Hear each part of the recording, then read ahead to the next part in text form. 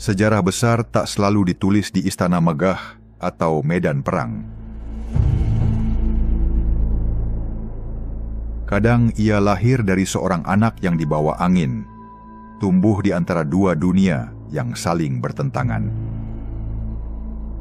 Inilah kisah Guo Jing, seorang ksatria yang tak pernah memilih garis nasibnya, namun dipaksa untuk memilih di mana hatinya berdiri.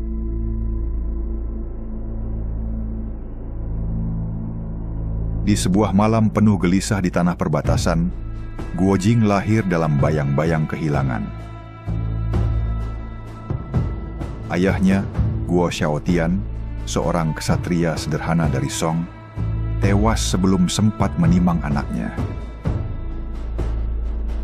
Ibunya, Li Ping, melarikan diri jauh ke padang rumput Mongolia, membawa janin itu sebagai satu-satunya warisan cinta. Di bawah langit asing yang luas, Guo Jing tumbuh bukan sebagai putra Song, melainkan sebagai anak yang dibesarkan oleh bangsa penakluk. Genghis Khan menganggapnya seperti darah daging sendiri, memberinya makan, pakaian, dan nama. Dari padang rumput ia belajar kesetiaan. Dari ibunya ia menyerap kerinduan akan tanah leluhur yang tak pernah ia kenal. Sejak awal, takdir Guo Jing adalah dilema. Ia adalah anak dari dua dunia, dibesarkan sebagai Mongol, namun mewarisi darah Han dari Song. Dalam tubuhnya, dua kesetiaan bertarung, bahkan sebelum ia mengerti arti kata bangsa.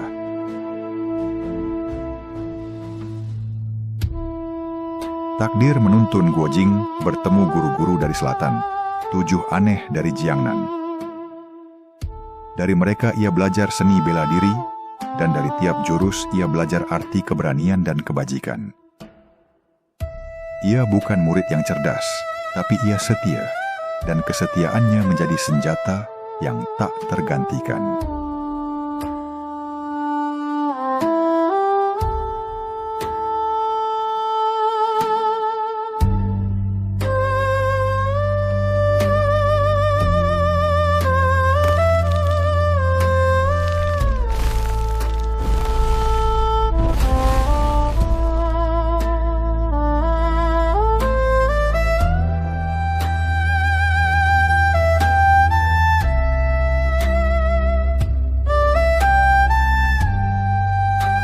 Dewasa, Guo Jing berdiri di tengah dua jalan. Sebagai anak angkat Genghis Khan, ia dipanggil untuk menunggang kuda bersama Mongol. Sebagai putra Han, ia menyaksikan bangsanya dirundung penaklukan. Badai sejarah bergemuruh.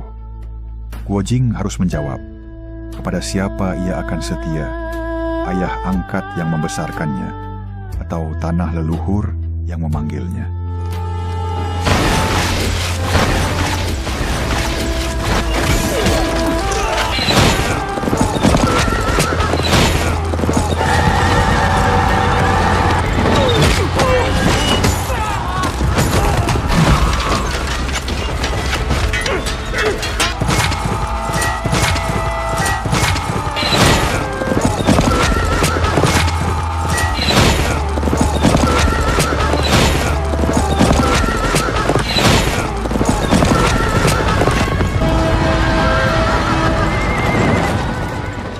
Dalam badai yang menelan dua bangsa, Guo Jing menemukan cahaya di hati Huang Rong.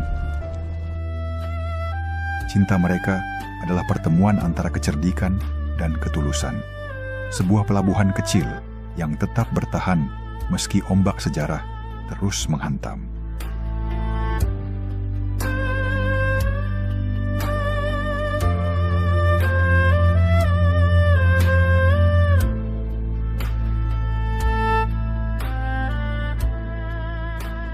Guo Jing akhirnya memilih jalannya, menjadi benteng terakhir bagi Song.